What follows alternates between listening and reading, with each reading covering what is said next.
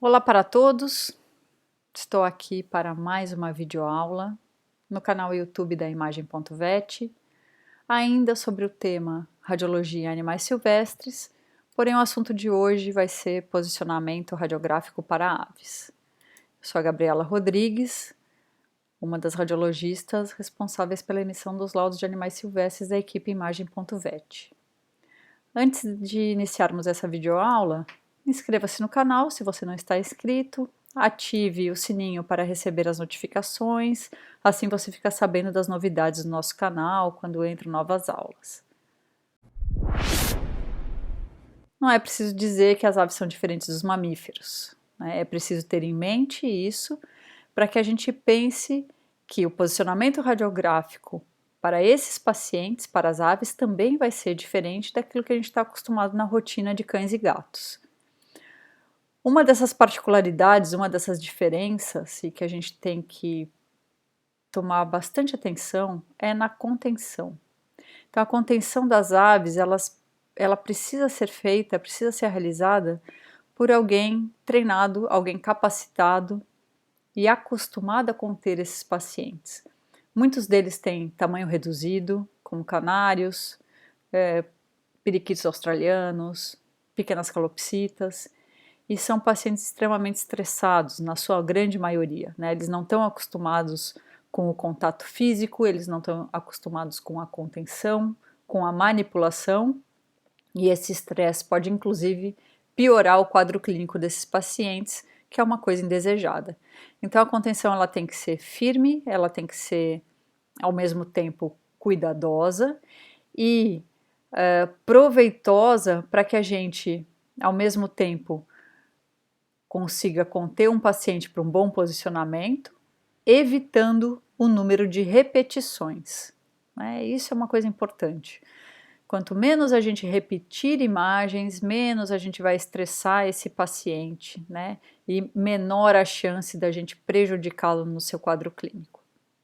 É importante também a escolha da técnica, seja utilizando-se equipamentos de radiologia computadorizada, seja utilizando-se equipamentos de radiologia digital. Para pacientes, para animais silvestres, as placas DR, elas costumam gerar imagens com uma qualidade um pouco superior.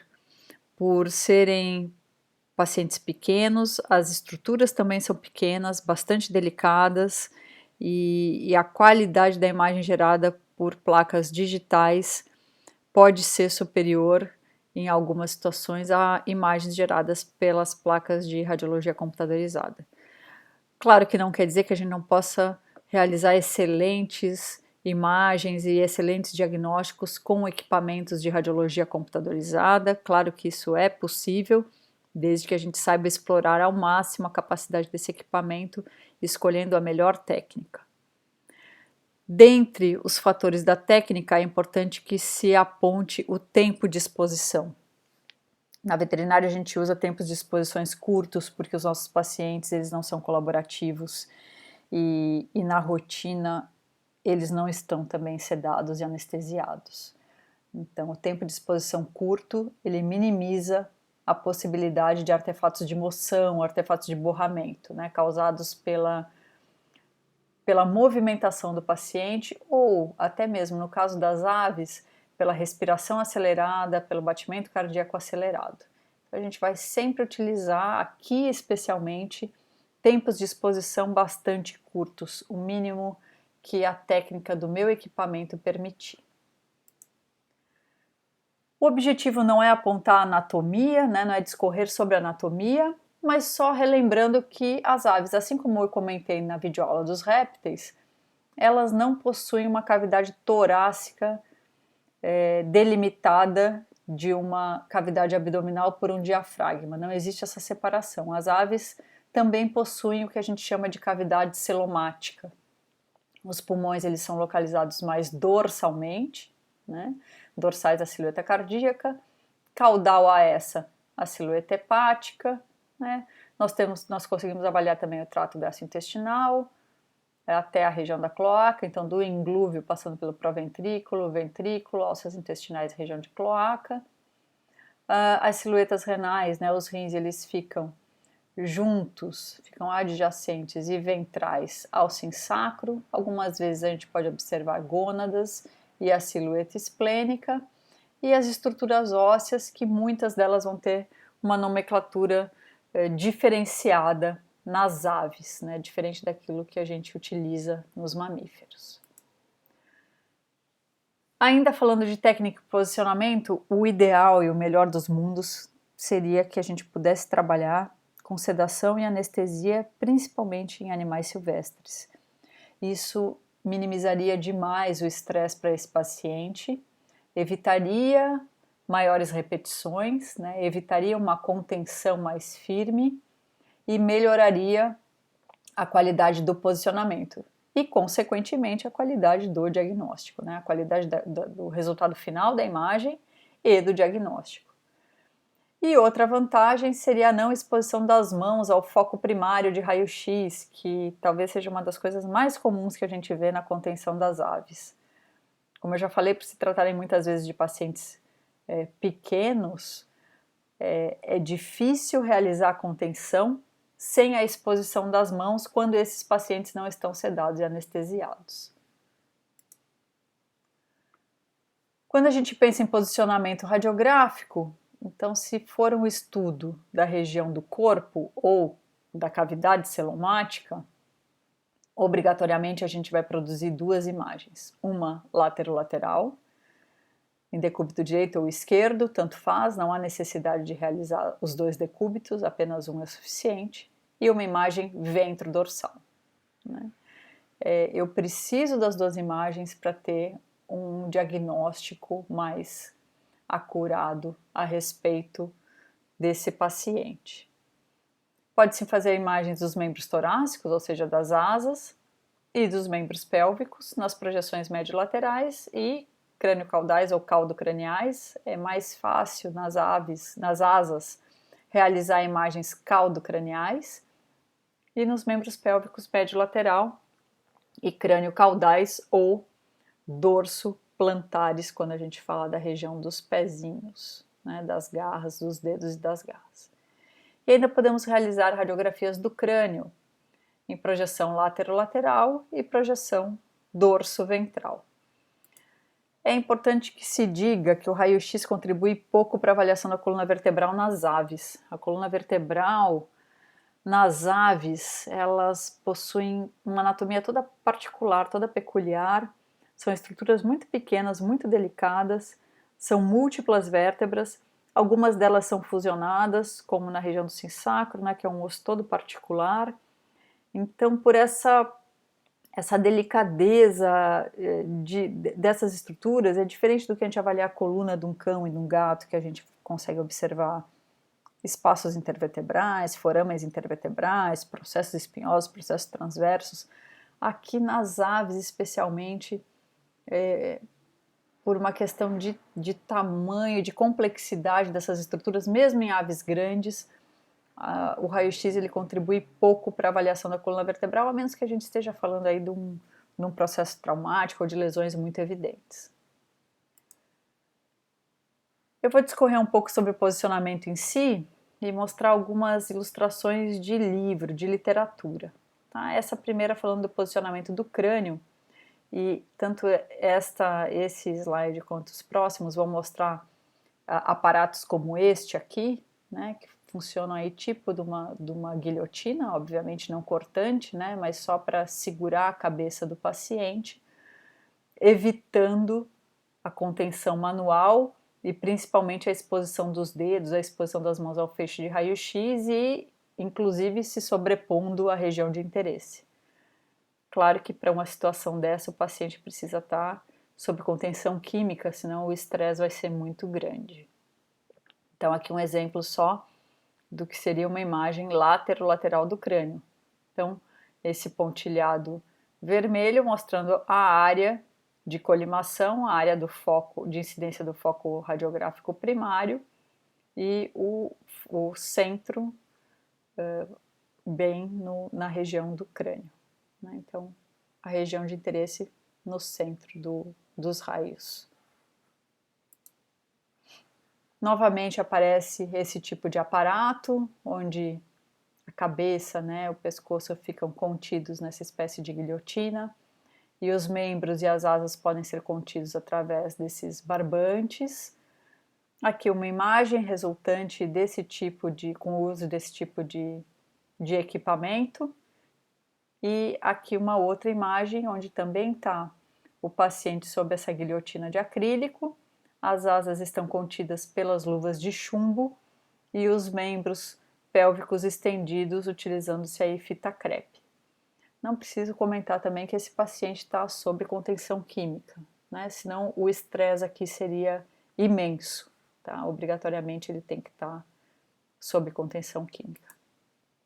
Como demonstra aqui esse outro esquema de livro, onde a gente vai ver um posicionamento para obtenção da imagem lateral da cavidade celomática, então incluindo aí a região cervical caudal até a altura da cloaca, parte das asas, né, na altura dos ombros até o limite do externo, as asas rebatidas, né, as asas viradas lá para trás, bem abertas, né, em posição de voo, uma posição extrema, e na ventrodorsal, também incluindo cervical caudal, até a região dos membros pélvicos, né, toda a cavidade, todo o contorno da cavidade celomática, todo o contorno do corpo, pode-se incluir parte das asas, ou, se quiser, pode até se incluir mais das asas, né? Mas se o objetivo for a cavidade celomática, então a gente pode colimar apenas para essa região da cavidade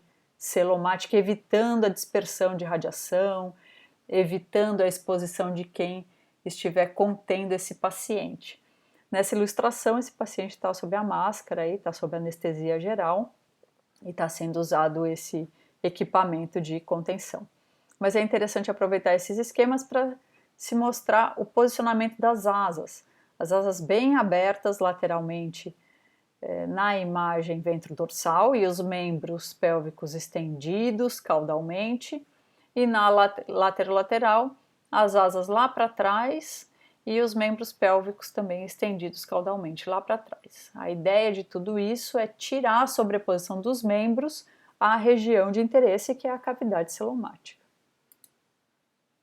Aqui sim o que a gente usa na rotina, né? Então, na rotina o nosso paciente não está anestesiado, nem sedado, a gente faz uma contenção manual, segurando pela cabeça, bem firme, né? Com os dedos aqui, um de cada lado. Aqui a gente vê o que a gente chama de posição dos 3 dedos, então um dedo de cada lado e um outro dedo apoiando por cima da cabeça. Isso dá bastante firmeza para quem segura e também firmeza para o próprio paciente. A outra mão estendendo os membros pélvicos caudalmente. Tá? Então aqui numa imagem ventrodorsal e aqui produzindo uma imagem lateral.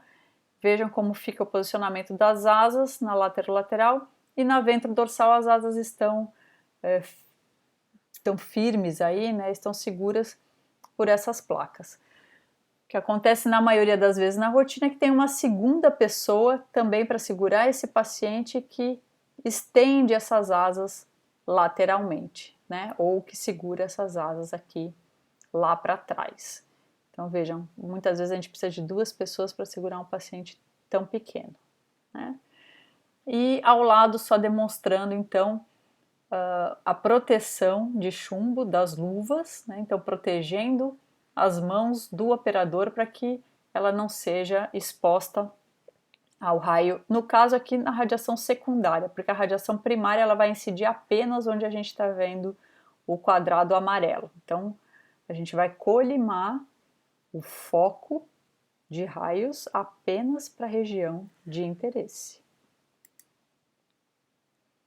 Uma imagem resultante então na projeção ventrodorsal, asas esticadas lateralmente, o pescoço cranialmente, membros pélvicos caudalmente, uma boa simetria da cavidade celomática, né, e o externo bem sobreposto à coluna vertebral, formando uma linha bem radiopaca única. Na laterolateral, as asas lá para trás, bem estendidas, simétricas, membros pélvicos estendidos caudalmente. Há bastante simetria nessa posição, nessa imagem, né? Uma imagem bem adquirida, incluindo-se toda a cavidade celomática. Outros dois exemplos, na ventrodorsal e na laterolateral, toda a cavidade celomática contida, observando-se aí o posicionamento das asas e dos membros pélvicos que não estão sobrepondo a área de interesse. Claro que aqui aparece um pedaço de um dedo do operador, aqui aparece um outro pedacinho de dedo, mas isso é o que acontece na maioria das vezes quando a gente usa, às vezes, a luva pode se sobrepor ao próprio paciente, é uma situação delicada. O que não tem necessidade é esse tipo de imagem, né? Então não preciso irradiar aí as mãos dos operadores se o meu objetivo é avaliar somente esta região. Então, eu poderia facilmente ter colimado o feixe de raios apenas para incluir a região de interesse, que é a cavidade celomática. Então, apenas o corpo do paciente, livrando os dedos aí do foco primário da imagem. Outras imagens que também não são as mais adequadas, então os membros pélvicos flexionados, se sobrepondo parcialmente à cavidade celomática e aos sacos aéreos mais caudais. Uma imagem mais oblíqua, então eu vejo a linha do externo e a linha da coluna, não há uma sobreposição e isso vai deformar a silhueta cardiopática. As asas, os ombros em alturas diferentes, né? Uma imagem bem rodada, bem oblíqua, com os membros também sobrepondo a cavidade celomática, então uma imagem que a gente perde bastante referência de posicionamento de órgãos.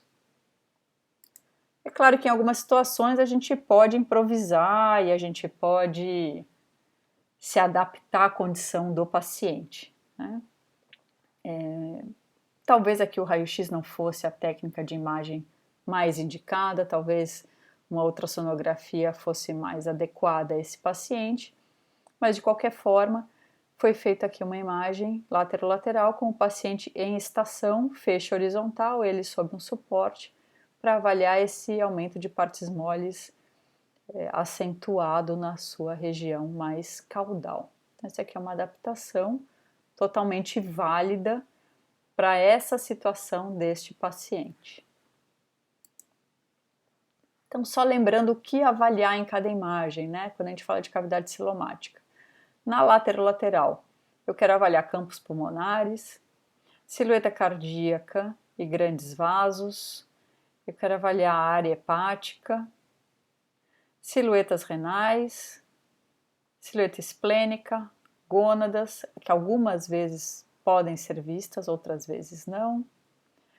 O trato digestório, então desde o inglúvio, trajeto esofágico, proventrículo, ventrículo, alças intestinais e cloaca. E as partes ósseas que estiverem contidas nessa imagem. Na ventrodorsal, os campos pulmonares eles ficam um pouco mais sobrepostos, a imagem laterolateral ela é preferível para avaliação dos campos pulmonares, mas eu vou avaliar aqui então sacos aéreos da cavidade celomática, sacos aéreos axilares, torácicos, abdominais. Eu vou avaliar a silhueta cardio-hepática, né, que tem esse formato de ampulheta, vai gerar um formato de ampulheta. Avaliar a região de ventrículo, com a sobreposição das alças intestinais, região de cloaca e as partes ósseas que estiverem contidas aí nessa imagem. Ainda podemos realizar as imagens dos membros, aqui dos membros torácicos, né, das asas, das partes ósseas, em projeção médio-lateral, então a asa bem estendida, paciente em decúbito dorsal, e na imagem, na projeção caldo-cranial. Literalmente o paciente está de cabeça para baixo, na beira da mesa, e a asa está apoiada sobre o cassete, o raio vai incidir caldo-cranialmente. Essas são as imagens obtidas na projeção médio-lateral e na projeção caldo-cranial. Nos membros pélvicos, a gente pode realizar uma imagem médio-lateral e uma imagem crânio-caudal. A crânio-caudal, estendendo-se o membro, médio-lateral também estendendo-se o membro, tirando o membro de cima da frente deste, né? Focando sempre na estrutura de interesse e, especialmente, se a gente quiser avaliar a região mais distal desses membros pélvicos, a região das garras e das falanges, é interessante e é importante que a gente individualize os dedos, né? Que eles estejam abertos e não fechados e sobrepostos, como aparece aqui nessas duas imagens do membro, que não é o membro de interesse, né? Esse é o posicionamento natural do paciente. Só que esse posicionamento natural, ele vai dificultar a avaliação, ele vai perturbar a avaliação pela sobreposição das estruturas. Então, o que a gente quer obter são imagens como essa, né? Dos dedos bem individualizados, bem separados, e aí eu consigo ver e avaliar essas falanges, né? O que dificulta a avaliação é isso, é a sobreposição dos dedos, né? Seja na médio-lateral, seja na dorso plantar. Por fim, recapitulando, projeções lateral-lateral e ventro-dorsal para avaliação do corpo, ou seja, da cavidade celomática. Muito cuidado com a contenção desses pacientes, seja rápido, seja preciso, né? Tenha destreza para essa contenção, evitando o estresse. E pense na sua técnica, né? Escolha uma boa técnica, realize o melhor posicionamento para que o final seja atingido um bom diagnóstico e, consequentemente, a gente possa contribuir para a conduta clínica e o prognóstico desse paciente. Se você gostou desse vídeo, dê o seu like, né? Inscreva-se no nosso canal, ative o sininho para notificações e fique atento aí às nossas próximas videoaulas. Muito obrigada a todos e cuidem-se!